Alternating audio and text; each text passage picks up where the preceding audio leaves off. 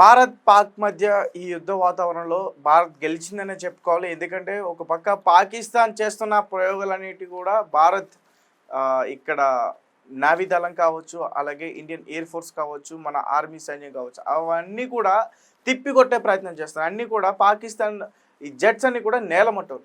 అయితే ఇదే సందర్భంలో భారతదేశంలో ఉన్న ప్రజలతో పాటు అమెరికా అలాగే ఇజ్రాయెల్ యొక్క గెలుపుని వాళ్ళు బాగా ఎంజాయ్ చేస్తున్నారు. అసలు ఎందుకు అమెరికాలో సెలబ్రేట్ చేసుకుంటున్నారు, ఇజ్రాయెల్లో సెలబ్రేట్ చేసుకుంటున్నారు? దీనికి సంబంధించి విషయాలన్నీ కూడా పూర్తిగా తెలుసుకునే ప్రయత్నం చేద్దాం. ఎందుకంటే రీసెంట్గానే అమెరికా మేము ఎవరికి మద్దతు ఇవ్వనని కూడా చెప్పింది, అటు పాకిస్తాన్కి కానీ ఇటు ఇండియాకి కానీ. అయితే మరి అమెరికాలో సెలబ్రేషన్స్ ఏంటే అందరికీ నిజానికి షాకింగ్ అని అనిపిస్తుంది. సో దీని గురించి మరిన్ని విషయాలు తెలుసుకునే ప్రయత్నం చేద్దాం. మనతో పాటు సీనియర్ జర్నలిస్ట్ దాము బాలాజీ గారు ఉన్నారు, ఆయనతో మాట్లాడదాం. నమస్తే. నమస్తే. సో పాకిస్తాన్లో ఒక ఉగ్రవాది చనిపోయాడని చెప్పి అమెరికాలో సెలబ్రేట్ చేసుకుంటున్నారు. తాజాగా అంటే అమెరికా అసలు ఎవరికి మేము మద్దతు ఉన్నట్టుగానే మాట్లాడి ఇటు భారత్ కానీ పాకిస్తాన్కి. సో ఇప్పుడు చూస్తే అమెరికాలో సెలబ్రేషన్స్ అనే ఒక వార్త వెలుగులోకి వచ్చింది. యాక్చువల్గా అమెరికా అఫీషియల్ స్టాండ్ ఇప్పటి వరకు ఏంటంటే మేము యుద్ధం ఆపమని ఇండియాకి చెప్పమని వీడి వ్యాన్స్ కూడా నిన్న ప్రకటించాడు. మీరు ఆపమని చెప్తారా అంటే మేము ఇండియాకైనా పాకిస్తాన్కి ఒకసారి యుద్ధం ఎంటర్ అయినాక దీన్ని మీరు విత్డ్రా చేసుకోండి అని ఒక దేశానికి చెప్పలేము. ఇద్దరు యుద్ధం వద్దు, నెక్స్ట్ లెవెల్కి వెళ్ళకండి అనేది మాత్రమే చెప్పగలం అనేది ఆయన ప్రకటించాడు. అట్లాగే మార్కో రూపియో, అమెరికన్ ఫారిన్ మినిస్టర్ అనుకోవచ్చు, సెక్రటరీ ఆఫ్ ద స్టేట్ అంటారు వాళ్ళు.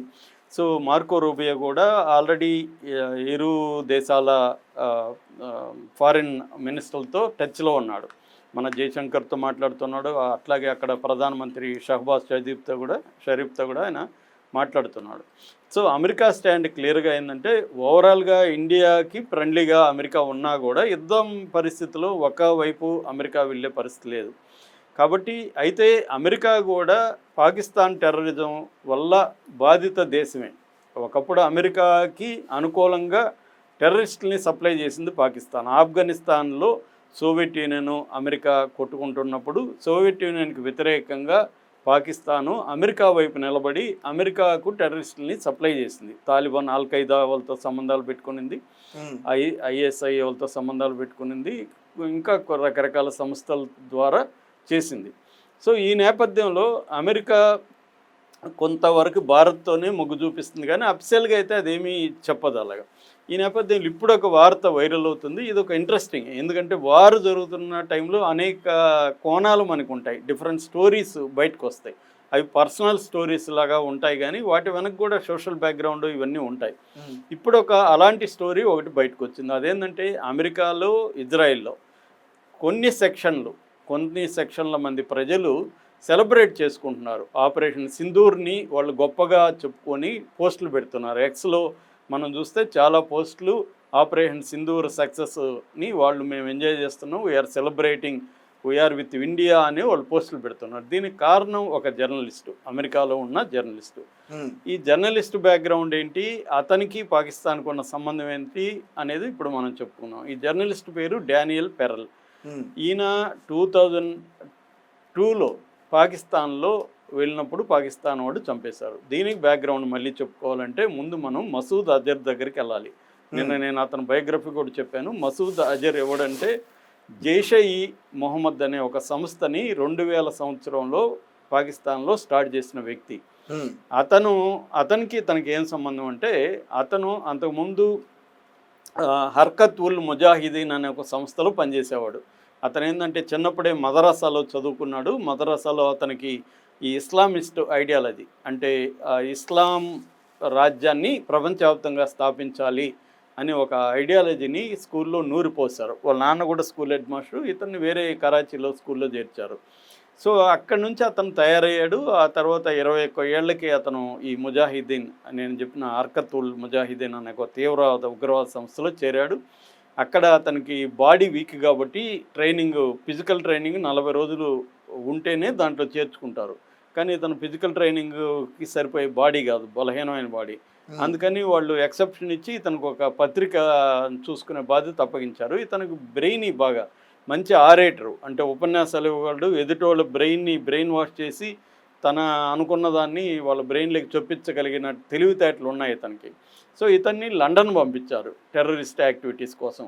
అప్పుడు లండన్లో ఇతను అల్ఖైదా మిగతా లండన్ బేస్డ్ టెర్రరిస్టులతో కలిసి అనేక కార్యక్రమాలు చేశాడు. ఇతను వెళ్ళింది కూడా పోర్చుగీసు పాస్పోర్ట్తో వెళ్ళాడు. ఆ తర్వాత ఇండియాకి పోర్చుగీస్ పాస్పోర్టు, ఢాకా నుంచి బంగ్లాదేశ్ వీసాతో ఇండియాకి వచ్చాడు. ఇండియాలో దొరికాడు, జమ్మూ కాశ్మీర్లో దొరికాడు, జమ్మూ జైల్లో పెట్టారు ఇతన్ని. సో ఇతను 94లో దొరికితే అప్పటి నుంచి ఇతను విడిపించడానికి పాకిస్తాన్ టెర్రరిస్టులు చాలామంది ట్రై చేస్తూనే ఉన్నారు. ఆ జైలుకి సొరంగం కూడా తవ్వడానికి ట్రై చేశారు, దొరికిపోయారు. ఆ తర్వాత 5 మంది ఫారిన్ టూరిస్టులని కాశ్మీర్లో కిడ్నాప్ చేశారు. మన వాళ్ళు సరెండర్ కాల, అందులో 2 చనిపోయినారు, 4 పారిపోయారు. సో అయినా కూడా ఇతన్ని బయటకు వదలలేదు. అప్పుడు వాజ్పేయి ప్రభుత్వం ఉంది. అప్పుడు ఏం చేశారంటే వీళ్ళ తమ్ముడు ఒక అతను ఉన్నాడు, రవూఫ్ అజహర్, అబ్దుల్ రవూఫ్ అజహర్ ఇతని పేరు. ఈ అబ్దుల్ రవూఫ్ అజహర్ అనే వ్యక్తి వీళ్ళ తమ్ముళ్ళు ఇద్దరు కూడా చాలా యాక్టివ్ టెర్రరిస్టులు. వాళ్ళు ఫిజికల్ కూడా ఫిట్గా ఉంటారు.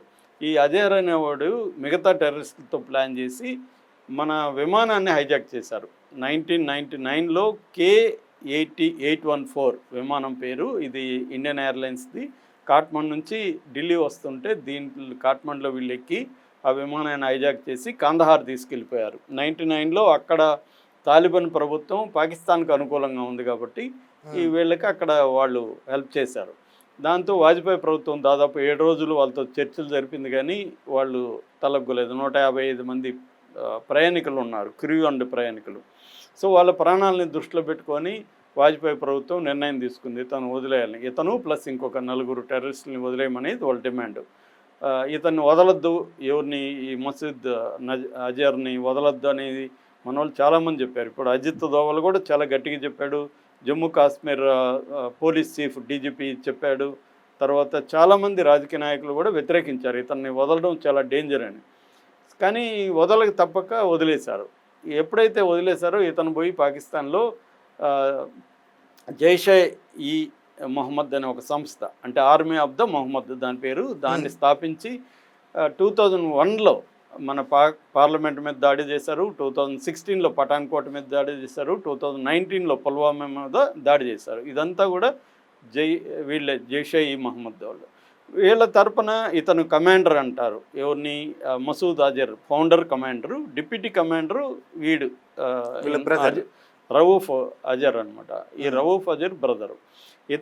ఇతను చాలా యాక్టివ్గా ఉన్నాడు. ఈ టైంలో పెరల్ డేనియల్ అనే ఒక అమెరికన్ జూయిష్, అంటే Jewish Israel Jewish country, zoo అనేది కూడా ఒక మతం. సో ఇతను అక్కడ ప్రిన్స్టన్ న్యూజెర్సీలో చదువుకున్న వ్యక్తి, అక్కడే పుట్టాడు. అక్కడ ఒక మేరియానా అనే ఒక ఫ్రెంచ్ జర్నలిస్ట్ని పెళ్లి చేసుకున్నాడు. వీళ్ళకి కొడుకు కూడా, ఆడమ్ అనే ఒక కొడుకు కూడా ఉన్నాడు. సో ఇతను అక్కడ వాల్ స్ట్రీట్ జర్నల్ అనే ఒక పత్రికలో జర్నలిస్ట్గా పనిచేస్తున్నాడు అమెరికాలో. వాల్ స్ట్రీట్ జర్నల్ ఆ పత్రిక పేరు. ఇతను ఏంటంటే ఇంటర్నేషనల్ టెర్రరిజం మీద ఎక్స్పర్ట్ అనమాట. ఇంటర్నేషనల్ టెర్రరిస్ట్ యాక్టివిటీస్ని అతని గురించి రాస్తూ ఉండేవాడు. అందువల్ల అతను పాకిస్తాన్ పంపించింది వాళ్ళ పత్రిక, నువ్వు పాకిస్తాన్ వెళ్ళి అక్కడ టెర్రరిస్ట్ యాక్టివిటీస్ని కవర్ చేయని. ఇతను పాకిస్తాన్ వెళ్ళి టెర్రరిస్ట్ యాక్టివిటీని కవర్ చేస్తున్న క్రమంలో ఇతను కొంతమంది టెర్రరిస్టుల ఇంటర్వ్యూల కోసం ట్రై చేశాడు. ఇతను ఏంటంటే పాకిస్తాన్లో ఈ హర్కత్ ఉల్ ముజాహిదీన్, తర్వాత జైషే ఈ మొహమ్మద్ వీళ్ళకి యాంటీగా రాస్తున్నాడు, వీళ్ళు ఎట్లా యాక్టివ్ చేస్తున్నారు. అందుకని ఇతన్ని చంపాలని జైషే ఈ మొహమ్మద్ సంస్థ అనుకొని దాన్ని ఈ రవూఫ్ అజర్కి ఇచ్చింది, నువ్వు వాడిని ఎట్లాగన్నా పట్టుకొని వాడిని చంపేయి అనేసి. ఇతను ఏం చేశాడు, ఒక ట్రాప్ వేశాడు ఈ డేనియల్ పెరల్కి. ఆ ట్రాప్ ఏంటంటే వీడు ఇంటర్వ్యూ కోసం ట్రై చేస్తున్నాడు కదా, ఇంటర్వ్యూ ఇప్పిస్తామని వాడిని ఒక ప్లేస్కి తీసుకురమ్మని ట్రాప్ వేశారు. అతనికి ఇంటర్వ్యూ ఇప్పిస్తామని ఐఎస్ఐ ఏజెంట్ల ద్వారా అతను కొంతమందిని కలిస్తే ఇంటర్వ్యూ ఇప్పిస్తా ఉన్నారు. అతను వెళ్ళాడు, ఒక కరాచీలో ఒక రూరల్ ఏరియాలో రెస్టారెంట్ ఉంటే అక్కడికి రమ్మన్నారు. అక్కడికి వెళ్ళాడు ఇతనికి అనుమానించలేదు, తనని కిడ్నాప్ చేస్తారని చంపుతారని తను అనుకోలేదు. సరే వెళ్ళేసరికి అతన్ని పట్టుకొని వెళ్ళిపోయారు, కళ్ళకు గంతలు కట్టేశారు, ఒక వెహికల్లో తీసుకెళ్ళిపోయి ముందు తిప్పారు, అతను కన్ఫ్యూజ్ చేశారు. తర్వాత కొంత దూరం తీసుకెళ్ళి ఒక కాంపౌండ్లో అతన్ని పెట్టేశారు. ఒక పెద్ద కాంపౌండ్ ఉంటుంది, లోపల అతన్ని బంధించి వీళ్ళ వాల్ స్ట్రీట్ పత్రిక ఉంది కదా వాళ్ళకి, తర్వాత అమెరికన్ గవర్నమెంట్కి వీళ్ళు కాల్స్ చేశారు, ఈమెయిల్స్ ఇచ్చారు, మాకు ఇంత డబ్బులు ఇస్తే మేము వదులుతామని. కానీ వాళ్ళు ఎవరు డబ్బులు ఇవ్వలేదు వీళ్ళకి. ఇవ్వకపోతే మొత్తం 9 రోజులు ఇతన్ని హింసించారు. నువ్వు ఎందుకు రాసావు అది ఇది అని హింసించారు. అతను గట్టిగానే నిలబడ్డాడు. సో 9వ రోజు అతన్ని తల నరికేశారు. తల నరికి దానంతా వీడియో తీశారు. వీడియో తీసి తల నరికి 9 ముక్కలుగా బాడీని కట్ చేసి దాంట్లో పడేశారు. అక్కడ ఆ కాంపౌండ్ గ్రౌండ్లో పూడ్చిపాతి పెట్టారు. ఈ వీడియోని వాళ్ళే బయట పెట్టారు. మేము ఒక వాళ్ళని స్లాటర్ ఆఫ్ ద స్పై అని టైటిల్ పెట్టారు. స్లాటర్ ఆఫ్ ద స్పై అంటే గూఢాచారిని మేము అతి దారుణంగా చంపుతున్నాం అని చెప్పి వీడియో పెట్టారు. తమ మీద గొప్ప ఘనకార్యం చేసుకుంటున్నట్టు. సో దాంతో ఒక్కసారిగా అమెరికా, ఇజ్రాయెల్ ఉలిక్కి పడింది. ఎందుకంటే తను జూ కాబట్టి ఇజ్రాయెల్ ఆరిజిన్ వీళ్ళ ఫ్యామిలీ, వీళ్ళ బంధువులంతా ఇజ్రాయెల్ ఉంటారు. సో అమెరికా కూడా వాల్ స్ట్రీట్ జర్నల్ అనేది చాలా ఇంపార్టెంట్ మ్యాగజైన్, పత్రిక. సో అలాగా ఉలిక్కి పడింది. కానీ వీళ్ళందరినీ టెర్రరిస్టులుగా అప్పుడు అమెరికా కూడా డిక్లేర్ చేసింది. వీళ్ళని ట్రై చేసింది పట్టుకుందామని, కానీ వీళ్ళు దొరకలేదు. ముఖ్యంగా ఇతను ఒకడు, తర్వాత షెయిక్ అని ఒకడు, వీళ్ళిద్దరూ ఇతన్ని చంపిన వాళ్ళు అనమాట, రవూఫ్ అండ్ షెయిక్. సో వీళ్ళిద్దరు దొరకలేదు. అయితే ఇప్పుడు ఏమైంది, ఆపరేషన్ సింధూర్లో మనం బహవల్పూర్లో అటాక్ చేసాం. బహవల్పూర్లో జైష్ ఈ మొహమ్మద్ స్థావరం మీద మనం అటాక్ చేసాం. ఈ అటాక్లో ఇతను చనిపోయాడు. ఎవరు, రవూఫ్ అజర్ అనేవాడు చనిపోయాడు. ఒక వ్యక్తి అంటే మొత్తం 10 మంది ఫ్యామిలీ చనిపోయారు. మసూద్ అజరే ఇంపార్టెంట్ మనకి. ఈ మసూద్ అజర్ ఫ్యామిలీ, వాళ్ళ అక్క, వాళ్ళ బావ, వాళ్ళ పిల్లలు చనిపోయినారు. అందులో రవూఫ్ అజర్ కూడా చనిపోయినాడని చెప్తున్నారు, కానీ పాకిస్తాన్ కన్ఫర్మ్ చేయట్లేదు.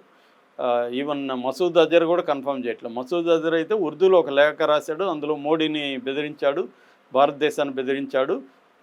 మా అక్క, మా ఫ్యామిలీ చనిపోయింది, చాలా వాళ్ళంటే నాకు చాలా ఇష్టము, నేను కూడా చనిపోయింటే బాగున్ను, ఈ బాధ నాకు ఉండేది కాదన్నట్టు చాలా ఆవేదనగాను, చాలా తీవ్రమైన బెదిరింపులతోనూ ఆ లెక్క రాశాడు. అందులో ఇతను కూడా చనిపోయినాడు అనేది ఇప్పుడు వార్త. అందువల్ల ఇతను చనిపోయాడు కాబట్టి ఈ డేనియల్ పెరల్ ఎవరైతే ఉన్నారో వాళ్ళ బంధువులు, వాళ్ళు ఈ ఆడం వాళ్ళ కొడుకు కూడా ఒక మెసేజ్ పెట్టాడు, మా నాన్న బతుకుంటే ఇప్పుడు 61 ఏళ్ళు, ఎందుకంటే ఆ అబ్బాయి వీళ్ళ నాన్న చనిపోయినాక పుట్టాడు. ఇతను చనిపోయే టైంకి వీళ్ళ భార్య మేరియానా గర్భవతి అనమాట.